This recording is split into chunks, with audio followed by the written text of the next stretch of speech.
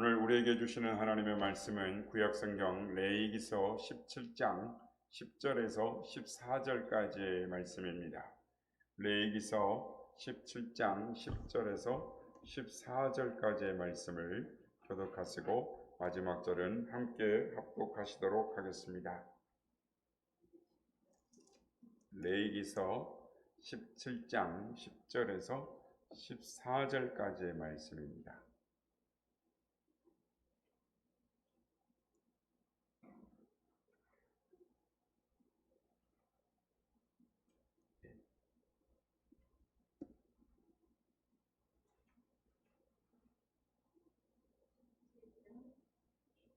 10절부터 레위기서 17장 10절부터 14절까지 교독하시고 마지막 절은 함께 합독하시도록 하겠습니다. 제가 먼저 읽겠습니다. 이스라엘 집 사람이나 그들 중에 거류하는 거류민 중에 무슨 피든지 먹는 자가 있으면 내가 그 피를 먹는 그 사람에게는 내 얼굴을 대하여 그를 백성 중에서 끊으리니 는 피에 있습니다. 내가 그 피를 너희에게 주어 제단에 뿌려 너희의 생명을 위하여 속죄하게 하였나니 생명이 피에 있으므로 피가 죄를 속하느니라. 그러므로 내가 이스라엘 자손에게 말하기를 너희 중에 아무도 피를 먹지 말며 너희 중에 거류하는 거류민이라도 피를 먹지 말라 하였나니 이스라엘 자손이나 그들 중에 거류하는 거류민이 먹을 만한 짐승이나 새를 사냥하여 잡거든 그것에 피를 흘리고 흙으로 덮을지니라.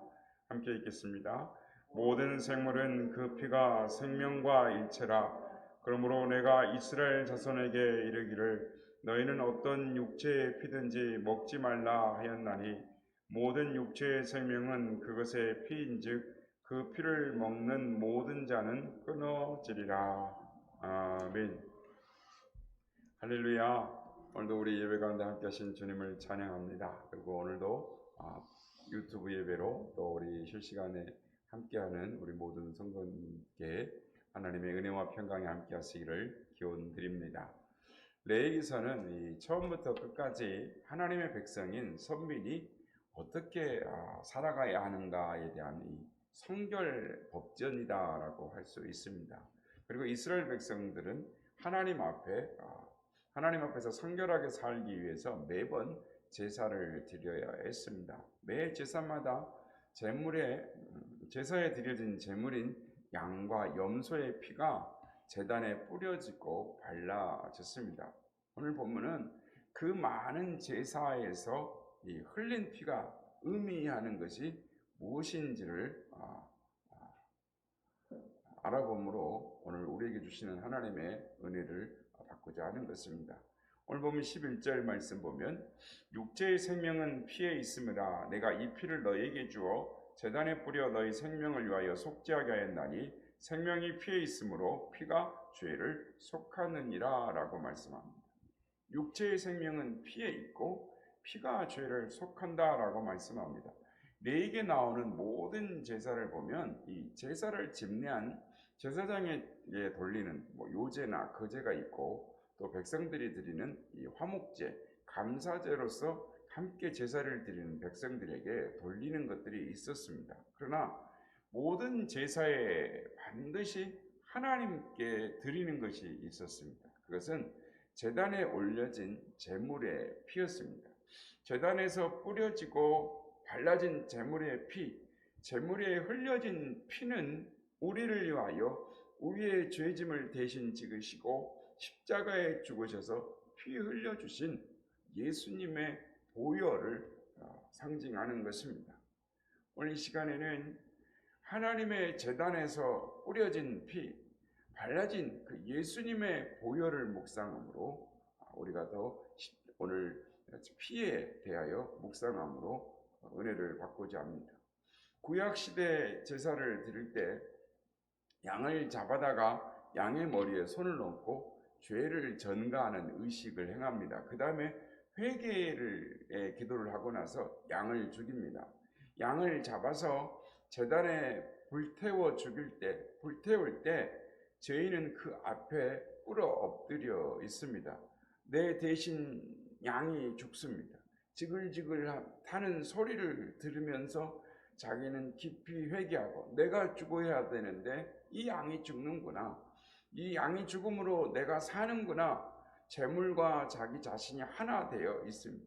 재물이 다 탄 다음에 제사장이 와서 손을 얹고 축복 기도를 하고 일으키면 그때서야 제사를 드린 사람은 일어나는 것입니다. 그러면 범한 죄로부터 자유함을 얻게 되는 것입니다. 이 방법은 하나님께서 사람들을 사랑해서 죄로부터 벗어나게 하기 위해 제정해 주신 하나님의 사랑의 법인 것입니다. 죄의 사망은 죽음이기 때문에, 죄값은 사망이기 때문에 그대로 놔두면 다 죽어야 되고 지옥에 가야 하기 때문에 하나님께서 이렇게 사랑의 법을 통해서 용서와 사죄의 길을 열어주셨습니다. 구약시대에 죄값을 양이 대신 치른 것처럼 예수님께서 대신 치르셨습니다. 예수님이 대신하여 죽으셨습니다. 이것이 예수님의 십자가입니다. 내가 죽어야 할 것을 예수님이 대신 죽으셨습니다. 오늘 본문 11절 말씀은 육체의 생명은 피에 있습니다. 내가 이 피를 너에게 주어 단에 뿌려 너의 생명을 위하여 속하게 하였나니 생명이 피에 있으므로 피가 죄를 속한다 라고 말씀합니다. 그리고 신약의 히브리서 9장 22절에 보면 피 흘림이 없은즉 사함이 없다 라고 말씀합니다. 성도 여러분, 생명은 생명으로 대치되는 것입니다. 피 흘림이 없이는 죄 용서를 받을 수가 없습니다. 돈 얼마 가지고 되는 일이 아닙니다. 자기 재산을 다 바친다고 되는 일이 아닙니다. 오직 피를 흘려야만 생명에 대한 문제이기 때문에 생명이 죽어야 죄 용서를 받는 것입니다. 내가 피 흘리고 죽어야 하는데 예수님이 나를 대신하여 죽으심으로 율법에서 자유를 얻고 믿음으로 은혜로 살게 된 것을 우리는 잊지 않고 기억해야 될 줄로 믿습니다. 로마서 1장 17절에 보면 복음에는 하나님의 의가 나타나서 믿음으로 믿음에 이르게 하라니 기록된 바 오직 의는 믿음으로 말미암아 살리라 함과 같으니라 라고 말씀합니다.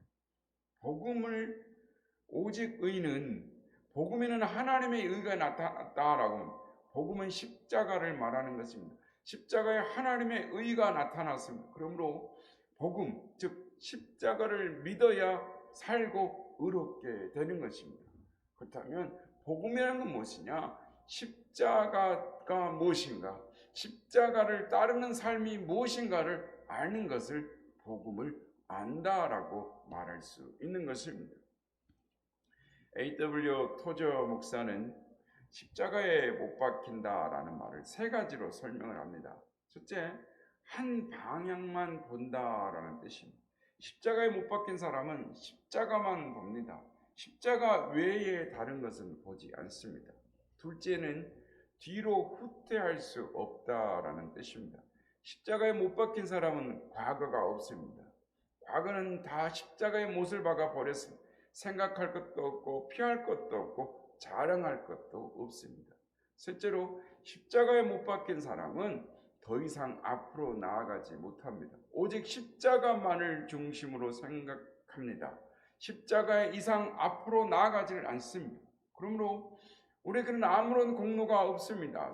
평생 동안 선한 일을 한다고 해도 그것은 십자가의 은혜일 뿐이지 내가 한 일이 아닙니다. 십자가에 못 박힌 사람은 아무 의도 공로도 없습니다. 갈라디아서 5장 24절에 보면 사도 바울은 고백하기를 육체와 함께 정욕과 탐심을 십자가에 못 박았나니, 예전 성경은 정과 육체와 함께 정과 욕심을 십자가에 못 박았다라고 말씀합니다. 육체와 함께 정욕과 탐심까지도 십자가에 못 박아 버렸습니다. 이제 나는 정욕도 없고 욕심도 없다라는 것입니다. 십자가에 못 박아 버렸기 때문입니다. 정욕의 다른 말은 정열입니다. 마음에 있는 인간적인 정열입니다. 이 정열, 열정이 죽지 않아서 문제인 것입니다. 탐심이란 말은 물질에 대한 욕심, 일에 대한 욕심, 지위에 대한 욕심, 명예에 대한 욕심, 욕심의 종류, 탐심의 종류도 참 많습니다. 경영학에 보면 사업에 실패하는데 세 가지 이유가 있다고 합니다. 첫째는 지식과 정보가 잘못되었기 때문입니다. 둘째는 게을렀기 때문입니다. 최선을 다해 노력하지 않았기 때문에 실패합니다. 세 번째는 욕심이 많았기 때문이라고 합니다. 실패하는 원인을 분석해 보면 대부분 욕심 때문에 실패하는 경우가 많다라는 것입니다. 그렇습니다. 욕심을 십자가에 못 박아야 하는 것입니다. 그런데 십자가에 못 박지 못해서 정욕과 욕심이 살아있기 때문에 문제가 되는 것입니다. 예수님을 믿는 사람들은 육체와 함께 정욕과 욕심을 십자가에 못 박아야 하는 것입니다. 성도 여러분, 예수님을 믿는다는 것은 예수님을 배우는 것만도 아니고, 예수님을 따르는 것만도 아니고, 예수님을 본받겠다라는 것도 아니고, 예수님 같이 살아보겠다는 것도 아니고, 예수님을 사랑하고 존경한다는 것만도 아닙니다. 이런 것이 다 귀중하지만 이런 것 가지고는 예수 믿는 사람이라고 하기 어렵습니다. 예수님의 제자들을 보면 엄격히 말하면 오순절날 성령 충만을 받을 때까지는 예수님의 제자가 아니었습니다. 그저 예수님을 따라다니는 사람들이었을 뿐입니다. 예수님 따라다니는 사람이라고 말할 수 있었지만 그리스도인이다, 그들이 제자다라고 말할 수는 없었습니다. 그리스도인은 거기에 머무르지 않습니다. 신비로운 체험이 있어야 합니다. 신비로운 체험과 함께 그리스도인으로 태어나고 그리스도인으로 살아갑니다. 십자가를 어떻게 이해했느냐에 달려 있습니다. 내가 그리스도와 함께 죽어야 하는 것입니다. 내가 예수님과 함께 십자가에 죽어야 하는 것, 거기서부터 출발하는 것이 그리스도인입니다. 예수님을 믿는다는 것, 그것은 십자가의 이해에 있습니다. 십자가를 쳐다볼 때 저 십자가는 나를 위한 것이다, 예수님께서 나를 대신하여 십자가에 죽으셨다라는 것을 생각해야 합니다. 내가 죽어야 할 존재인데 예수님이 대신 죽으셨습니다. 아직 나는 살아있으나 의미상으로는, 법적으로나 영적으로나 나는 이미 예수 안에서 죽었습니다. 나를 대신하여 예수님께서 죽으셨습니다. 그러므로 나는 이미 죽은 것입니다. 이 체험이 확실해야 예수 믿는 사람인 것입니다. 그리고 십자가는 하나님의 사랑의 결정적인 계시인 것입니다. 요한복음 3장 14절 15절을 보면 예수님께서 말씀하시기를 모세가 광야에서 뱀을 든 것 같이 인자도 들려야 하리니 이는 그를 믿는 자마다 영생을 얻게 하려 하심이라 라고 말씀합니다. 그리고 16절에 하나님이 세상을 이처럼 사랑하사 독생자를 주셨으니 이는 그를 믿는 자마다 멸망하지 않고 영생을 얻게 하려 함이라 라고 말씀합니다. 로마서 5장 8절 우리가 아직 죄인이었을 때에 그리스도께서 우리를 위하여 죽으심으로 하나님께서 우리에 대한 자기의 사랑을 확증하셨느니라. 우리를 향한 사랑이 십자가의 사랑으로 확증된 것입니다. 그래서 갈라디아서 2장 20절 내가 그리스도와 함께 십자가에 못 박혔나니 그런즉 이제는 내가 사는 것이 아니요 오직 내 안에 그리스도께서 사시는 것이라. 이제 내가 육체 가운데 사는 것은 나를 사랑하사 나를 위하여 자기 자신을 버리신 하나님의 아들을 믿는 믿음 안에서 사는 것이라 라고 말씀합니다. 사는 여러분, 십자가를 볼 때 하나님의 사랑을 느끼고 깨달아져야 하는 것입니다. 예수 믿는 사람은 하나님이 나를 사랑하사 독생자를 주셨다는 그거 하나만으로 충분해야 하는 것입니다. 십자가를 쳐다볼 때 더 이상 바랄 것이 없습니다. 십자가 속에 엄청난 사랑의 계시가 있기 때문입니다. 그것을 내가 이해하고 받아들일 때 그 사랑에 감격합니다. 이제 더 바랄 것이 없습니다. 바로 이것이 예수 믿는 사람인 것입니다.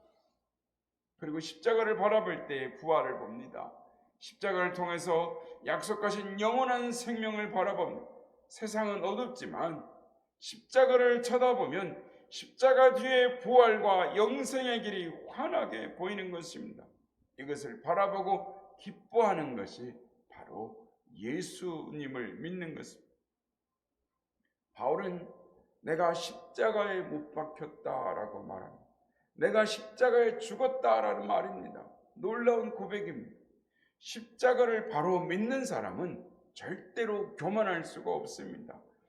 단 한마디도 자기 의견을 고집할 수 없습니다. 왜냐하면 나는 십자가에 죽어야 할 죄인이기 때문입니다. 내 죄가 그만큼 크기 때문입니다. 그러므로 할 말이 없습니다. 어떠한 고난과 어려움을 당해도 할 말이 없습니다. 나는 십자가에 죽어야 할 죄인이기 때문입니다. 그리고 나는 예수님께서 십자가의 대가를 지불해서 구원하신 하나님의 백성이라는 것을, 십자가의 대가를 지불해서 구원할 만한 그만큼 소중한 가치가 있는 존재라는 것을, 성도 여러분, 나의 존재는 나의 얼굴도 아니고 나의 능력도 아니고 나의 지능도 아닙니다. 십자가 속에 나의 존재의 가치가 계시되어 있습니다. 십자가를 쳐다볼 때 나는 벌써 죽었다라는 것을 생각해야 합니다. 고린도전서 15장 31절에 바울은 나는 날마다 죽는다라고 말합니다. 마르틴 루터는 예수님과 함께 죽고 예수님과 함께 살고 율법으로는 죽고 예수님과 함께 살고 날마다 새롭게 예수 안에서 세례를 받는다라고 고백합니다. 우리가 잘 아는 김익두 목사님은 예수님을 믿기 전에 유명한 깡패였습니다. 그런데 예수님을 믿고 전도사가 되고 아직 목사가 되기 전에 불같은 열심히 끌어올라서 날마다 동네를 돌면서 예수 믿으라고 전도를 했습니다. 사람들이 아니 자네 얼마 전까지 깡패였지 않는가 라고 하면은 예 맞습니다. 그러나 김익두는 죽었습니다. 예수님을 믿으세요 라고 다녔습니다. 어느 집에 성격이 괄괄한 아주머니가 김익두가 죽었나 살았나 한번 시험을 해봐야겠다고 작정하고 기다렸습니다. 어느 날 김익두가 문 앞에 와서 예수 믿으세요 라고 소리치자 이 아주머니가 설거지한 물 한 바가지를 가지고 나와서 김익두 얼굴에 확 뒤집어 씌웠습니다. 어디 김익두가 살았나 죽었나 보자 이랬습니다. 그랬더니 김익두가 빙그레 웃으면서 내가 죽었으니 아주머니가 거기 살아있죠. 내가 죽지 않았다면 오늘이 아주머니 장례식 날이죠. 나는 이미 죽었습니다.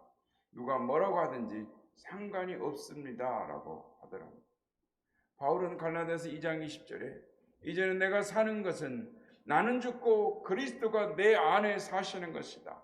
그리스도가 사셔서 그리스도의 말씀에 의해서 내가 살고 그리스도가 목적이 되어서 살고 그리스도의 사랑에 의해서 살고 오직 그리스도가 내 안에 사신 것이다 라고 사도 바울은 고백을 하는 것입니다.